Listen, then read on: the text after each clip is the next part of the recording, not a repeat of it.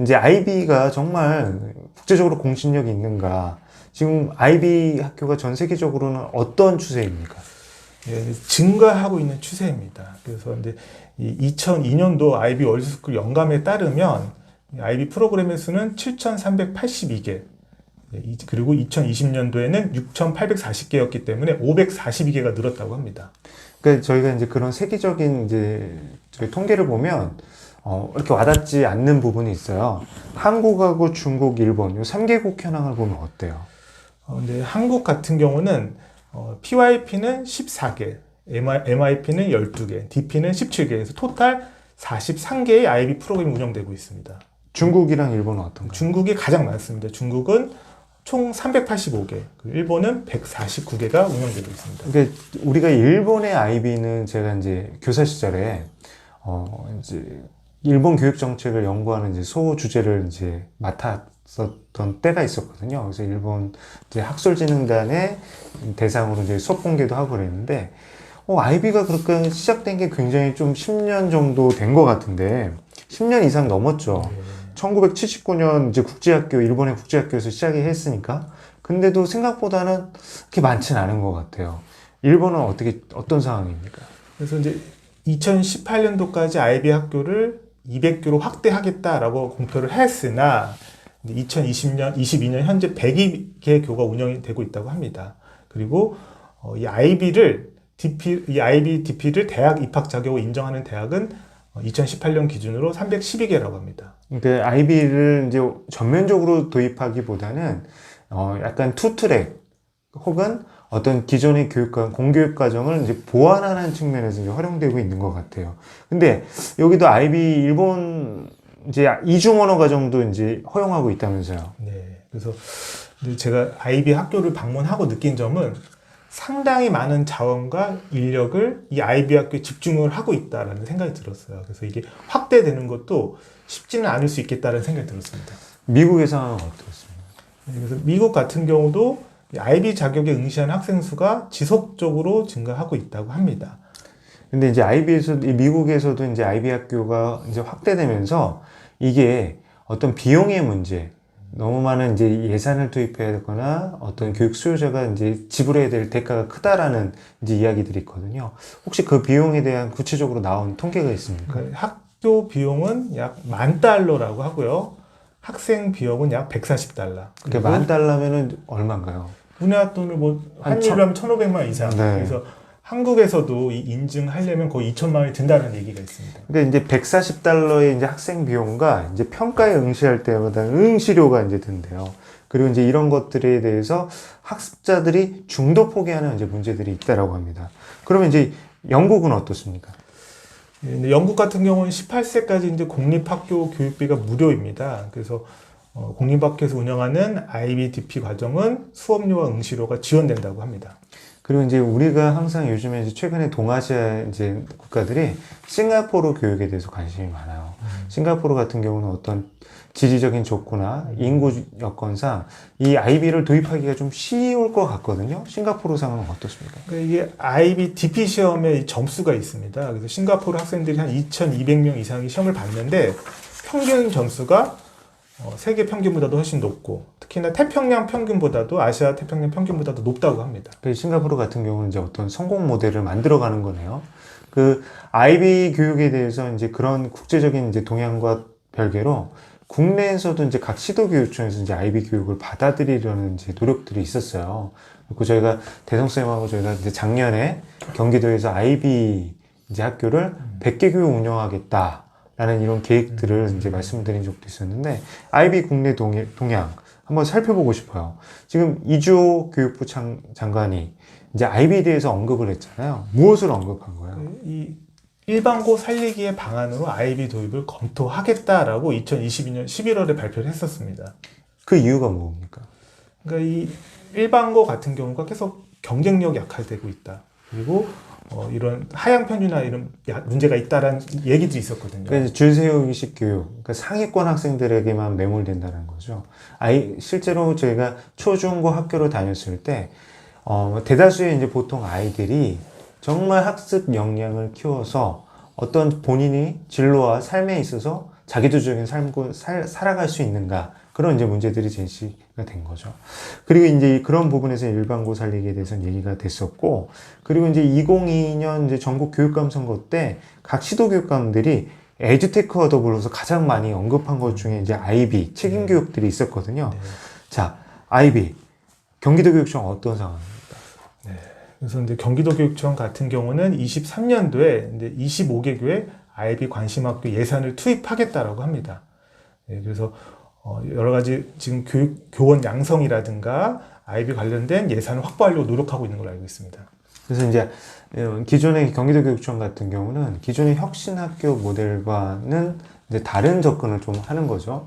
교육과정에 대한 평가의 혁신, 그리고 그 속에서 이제 학교의 변화를 도모하고 있는 건데, 또 충남교육청도 이제 IB 도입을 교육감님이 공약한 바 있어요. 어떻게 진행되나요? 학습자 주도성을 키우는 미래 학교로 IB 교육과정을 좀 운영하려고 있고요. 현재 임기 내 5개 IB 월드스쿨 인증을 목표로 하고 있다고 합니다. 이제 그것과는 이제 또 별개로 사실은 또 선도적으로 받아들였던 시도교육청이 있어요. 그게 이제 제주와 대구일 것 같거든요. 제주와 대구의 상황은 어떻습니까? 대구 같은 경우는 2019년도에 이 IBO와 협약을 맺어서 IB 프로그램을 꾸준히 확대하고 있습니다. 그래서 2020년도에는 IB 운영 학교를 88개로 확대를 하였고요. 특히나 이 IB 운영 학습의 단계를 자체적으로 지금 설정을 하고 있다고 합니다. 그래서 이제 제주 같은 경우는 이제 IB가 도입된 지가 꽤 됐단 말이에요. 2019년에 도입을 했어요. 지금 약간 피로도가 쌓여 있는 상황 아니에요? 그러니까 어떤 상황입니까? 제가 제주도를 방문을 했는데 지역적인 특성이 있더라고요. 그러니까 IB 교육과정을 수용할 수 있는 여건이 되는 지역과 그렇지 못한 지역이 있는 것 같아요. 그래서 제가 갔던 학교의 주변은 IB 초, 중고가 모여 있습니다. 그래서 주변 여건도 괜찮고 진학에도 어려움이 없는 그런기 때문에 아마 거기가 운영이 되지 않을까. 그러면 제가 이제 대 선생님한테 이런 질문을 드리고 싶어요.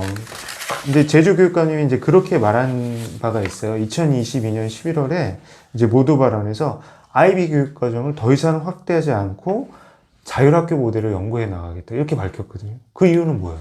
지금 잘 되고 있다면서요. 제가 생각하기에 막대한 예산, 인증 비용, 그리고 이 연수 같은 경우도 IBO가 운영을 하거든요. 해외 연수도 있고 또 국내에 도입을 해도 막대한 라이센스 비용 발생을 하거든요. 그래서 저는 한 가지 안타까운 거는 이 IB 교육과정이 공교육의 혁신을 외부 기관에 맡겼다. 그래서 축구로 따지면 외국 감독을 모셔서 감독과 훈련 프로그램을 가져온 것 같은 생각이 들었어요. 그리고 이게 확대되기에는 한계가 있어 보였다라는 게 제 생각이에요. 저는 이거라는 거예요. IB 교육을 받아들일 때는 이제 IB에 대한 공부가 되어 있어야 된다는 거죠. IB를 어떻게 받아들일 거에 대한 고민 없이 맹목적으로 야 IB가 핫하대 그러면서 이제 IB 갖고 오자 이렇게 되다 보니까 어떤 그 준비 과정이 미흡했지 않았나 이런 생각이 드는데 그건 조금 이따 좀 말씀드리고 IB에 대해서 이제 저희가 이제 그런 말들이 많아요. 이제 IB를 하면 대학 갈 수, 우리 외국 교육 과정인데 국내 대학 입시에 어떤 도움이 되나, 혹은 돈이 너무 많이 드는 거 아니냐.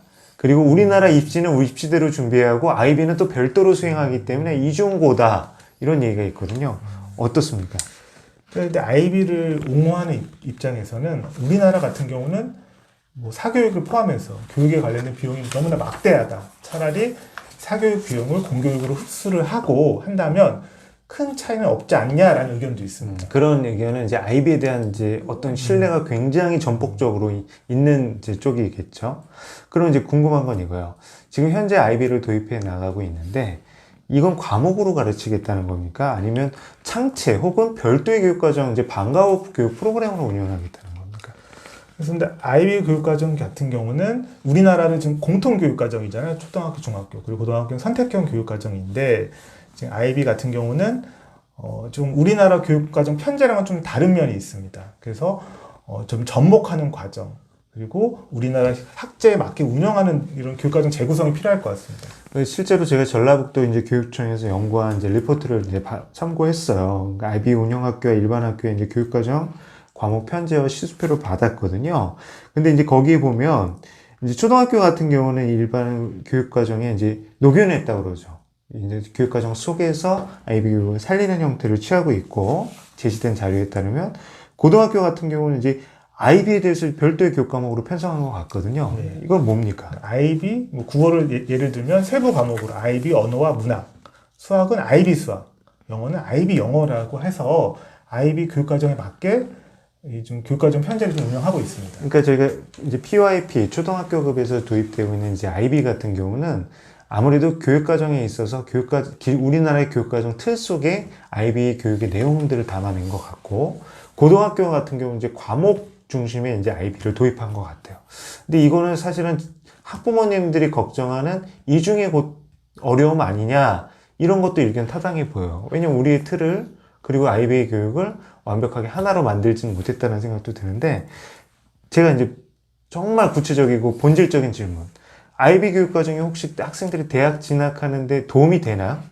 외국과 우리나라가 다를 것 같아요. 외국은 대학 자격은 쉽게 얻을 수 있지만 졸업이 어렵잖아요. 근데 우리 한국은 입학이 어렵고 졸업은 쉬운 편인데, IB는 대학 입학 자격을 주는 거잖아요. 그래서 해외 대학은 제가 보기에는 도움이 될 수 있을 것 같아요. 하지만 국내 대학에서는 대학에서 이거를 인정하지 않는다라고 하면 사실은 쉽지 않을 것 같습니다. 그 IB라는 것을 대학에서 어떤 식으로 받아들일 거냐, 이건 불확실성이 분명히 있어요. 막연하게 IB가 좋다. 우리의 IB가 IBO에 의해서 인증을 받았고 우리는 IB를 제대로 하고 있다라고 할지라도, 대학 입시에서는 지금까지는 이제 완벽하게 일원화되거나 혹은 어떠한 통합적인 진학 방법에 대해서 제시된 바는 없다라는 거죠. 근데 이거에 대해서 대구 시도교육청에서는 이렇게 밝혔어요. IB 교육과정의 의의, 어떤 의미에서 의의가 있다는 겁니까? 학생의 교과와 이제 비교과 활동을 이 종합적으로 평가하는 수시 전형에서 IB 교육과정에 대해서 관심도 많고 평가를 적절히 해줄 수 있다라고 보는 것 같아요.